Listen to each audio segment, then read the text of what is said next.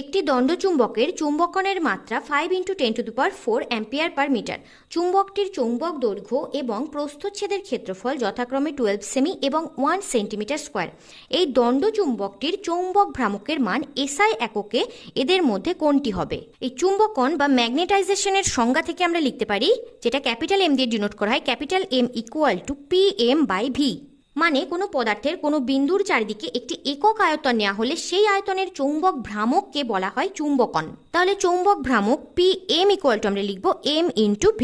এবার মানগুলো বসিয়ে দিলে পাবো 5 × 10⁴, এই যে মান দেওয়া আছে ক্যাপিটাল এম এর, আর V ইকুয়াল টু দেখো 12 × 1 সেন্টিমিটার × সেন্টিমিটার স্কোয়ার বা 1.2 × 10⁻⁵ মিটার কিউব। এবার মানটা বসিয়ে দিলে 1.2 × 10⁻⁵।